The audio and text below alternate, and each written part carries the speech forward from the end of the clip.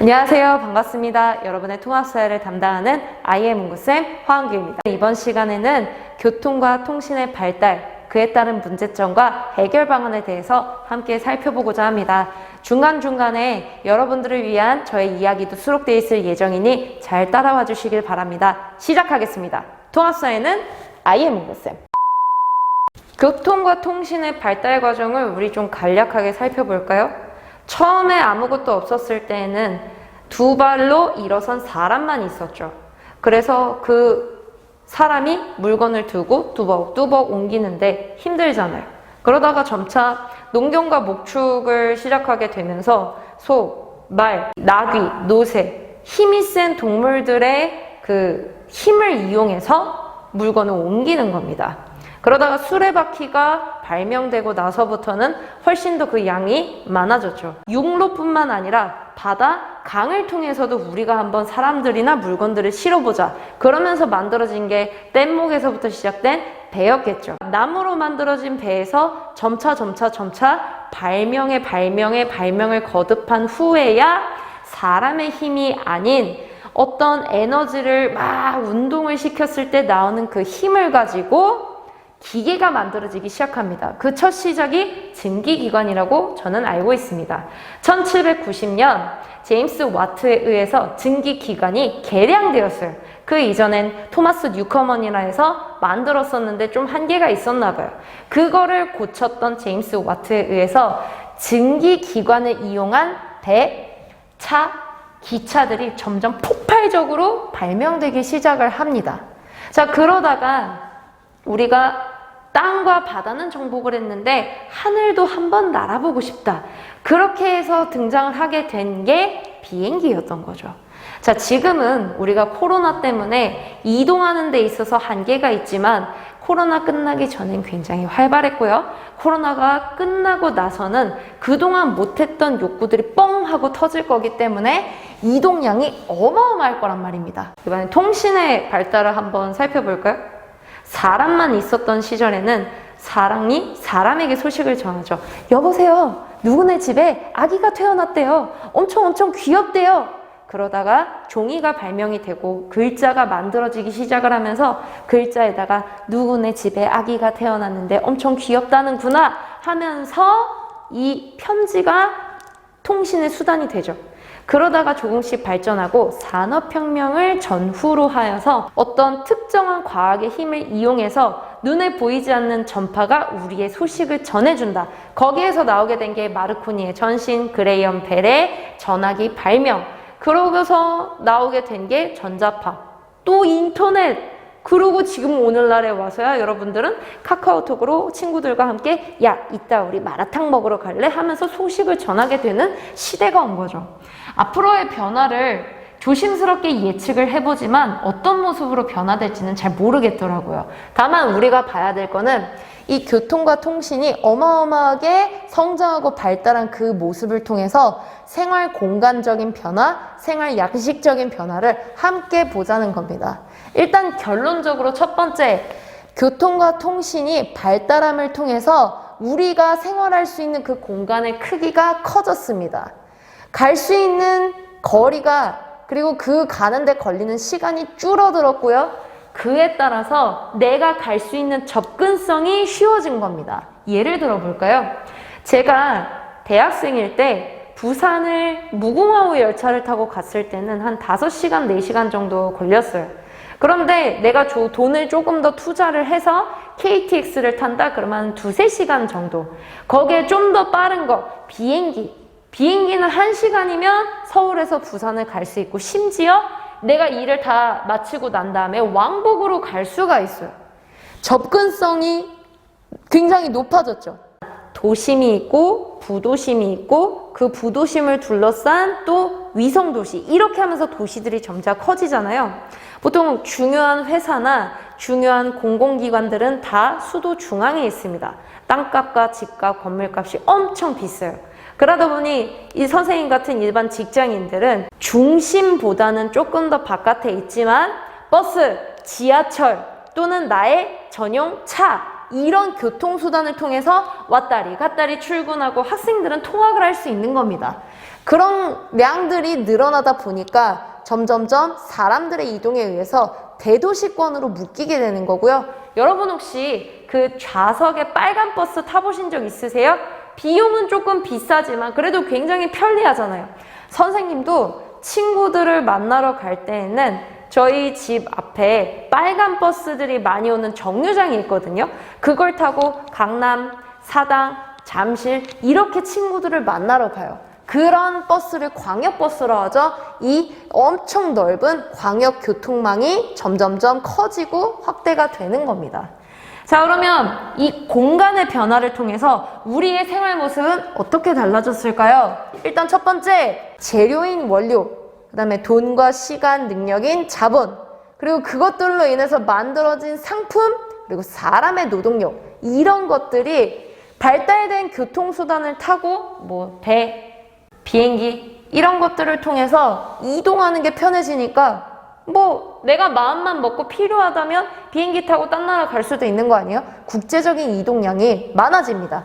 그러다 보니 한국과 중국, 한국과 미국, 내가 상대하는 국가의 스케일이 커지는 거예요. 그래서 경제활동 범위가 굉장히 커지면서 등장한 게 바로 다국적 기업입니다. 다국적 기업이란 어느 한 나라의 기업 이게 아니라 공장은 베트남, 중국, 인도에 있는데 본사는 미국이나 일본이나 영국이나 이런 데 있고 또 이거에 대한 디자인 하우스는 한국이나 중국이나 프랑스나 여러 나라에 흩어져 있는데 하나의 기업의 이름으로 묶인 것, 그게 바로 다국적 기업입니다. 우리가 너무나도 많이 알고 있어요. 스포츠계에선 아디다스, 나이키, 또 뉴발란스 여러 가지가 있을 거고요. 그 다음에 우리가 클래스룸으로 자주 활용하는 구글, 그리고 우리가 잘 보는 유튜브, 다 다국적 기업입니다. 이렇게 크게 봤으면 작은 것도 봐야죠. 내가 어디를 가는 시간이 짧게 걸리다 보니까 나 어디 놀러 가고 싶어요. 인터넷이 굉장히 잘 돼 있으니까 나 어느 지역에 맛집 가서 먹고 유명 명소 가서 사진 한번 찍은 다음에 집에 돌아오고 싶어. 선생님도 그랬어요.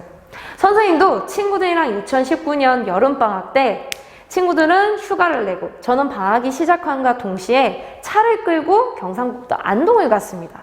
제가 역사 선생님이기 때문에 제 친구들은 저의 가이드랑 이런 것들을 굉장히 좋아하거든요. 그래서 제가 운전도 하고 가이드도 하고 다른 친구는 이 핫플, 그 다음에 자기가 정말 가보고 싶었던데 맛집 담당, 그리고 한 명은 회계 담당, 이렇게 해서 다녀왔었어요. 우리 코로나 전의 상황이라서 굉장히 즐거웠었거든요. 그리고 코로나가 끝나면 반드시 다른 나라로 한번 우리 가보리라 친구들이랑 약속했어요. 그러다 보니 이동시간 이거는 인터넷 검색하면 되고 GPS 검색해서 몇 시간 걸립니다. 그러면 이거밖에 안 걸리네 그러고 바로 갈 수 있고 또 다른 사람의 SNS 정보 공유를 통해서 내가 어떤 지역에서 놀거리들을 막 발견을 하는 거예요. 그러다 보니 관광산업뿐만 아니라 내가 쉬는 시간에 취미생활을 즐길 수 있는 여가 활동의 범위가 커지는 겁니다. 내 선택지가 굉장히 많아지는 거예요. 그 다음에 무엇보다 가장 중요한 거, 선생님이 제일 기다리는 아저씨는 택배 아저씨예요. 오늘도 선생님이 이어폰이랑 이것저것을 샀는데 문자가 와서 너무 행복했어요. 코로나 시대다 보니까 안전을 위해서 사람들이 인터넷에서 장을 보죠. 그 전자상거래가 굉장히 많이 늘어났습니다. 옛날에는 직접 물건을 가서 보고 깎고 이러면서 샀잖아요. 근데 지금은 클릭 장바구니 결제 콜 해가지고 쫙 진행이 되는 거죠. 스마트폰과 인터넷 쇼핑이 늘어나면서 눈에 보이는 가게, 점포는 없지만 인터넷상에서 굉장히 큰 가게들 있죠. 예를 들어서 제가 어느 특정 브랜드를 홍보하는 건 아닌데 제 친구가 정말 좋아하는 그 신발 브랜드가 있어요. 명품이 내는 게 아니라 새로 생긴 거야. 꽤 되긴 했지만 그런데 이 브랜드가 점점 인터넷상에서 커져가더니 강남에다가 지점을 냈어요. 드디어 이제 눈에 보이는 점포가 생긴 거예요. 하지만 그 전까지는 무점포 상점이었던 거죠. 이러한 모습들이 생겨나기 시작합니다. 자, 그러고 기기가 발전을 하고 통신 수단이 점점 확대가 되니까 위치 추적 시스템 GPS가 발전을 합니다.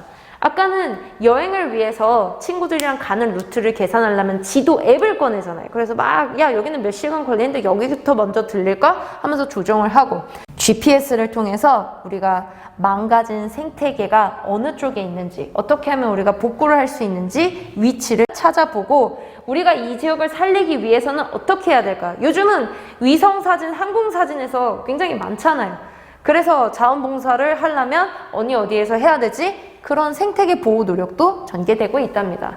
너무 좋은 점들이 많죠. 그런데 좋은 점이 있으면 반드시 문제점이 있어요. 우리가 그걸 살펴보고 우리가 할 수 있는 것, 그다음에 우리를 넘어서 정부와 국가가 어떤 일을 해야 되는지를 함께 살펴볼게요. 자, 일단 문제점입니다. 교통이 좋고 도로가 넓고 빵빵하게 잘 뚫려 있는 접근성이 좋은 데는 인구랑 기능이 집중돼요. 저도 교통이 편리하고 안전하고 물이 잘 나오고 마트가 가깝고 이것저것 조건을 따져봤을 때 좋은 곳에 살고 싶잖아요. 그냥 불편하고 나는 사르르 청산에 사르르 사실 그러기는 쉽지 않죠. 사람들이 많이 살고 또 중요한 도시의 기능들, 회사, 정치, 경제, 사회, 문화 이런 것들이 집중되니까 그 지역은 경제가 엄청 발전해요.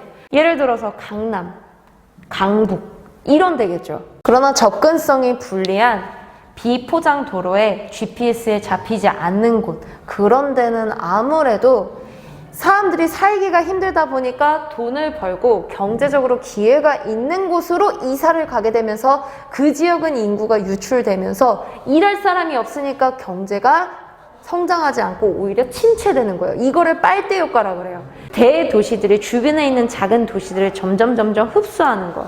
예를 들어 볼까요? 강원도에 ITX가 뚫리기 시작을 하니까 강원도에 살던 사람들이 서울로 회사를 쫙쫙 다니기 시작했어요.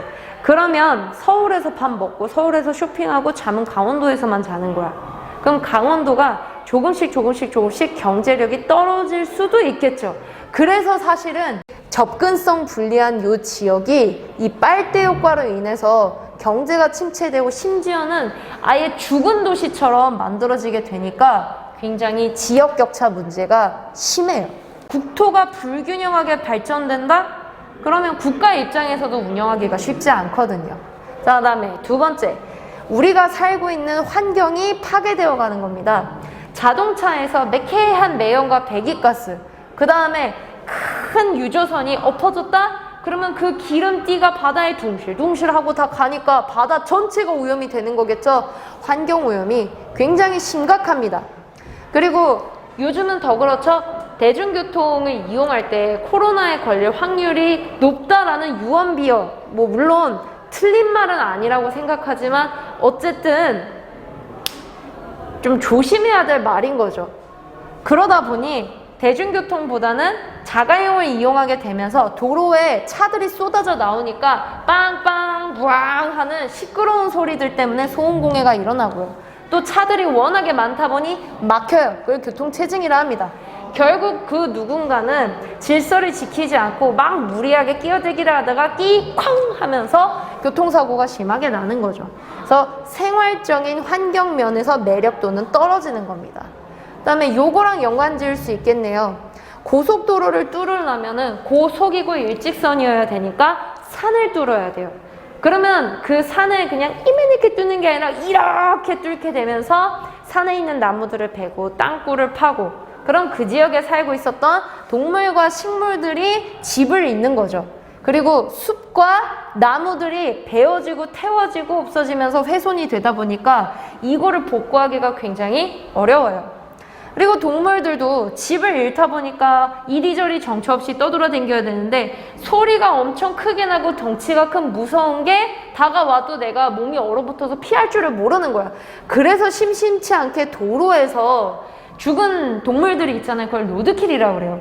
저도 예전에 충청도에서 좀 일을 보고 서울로 올라오는 중에 고라니 새끼가 죽어 있는 거예요. 우와, 얼마나 놀랬는지. 이 로드킬 문제가 심각합니다. 그리고 외국의 동물 식물들이 우리나라에 마구잡이로 들어오면 사실 안 되거든요.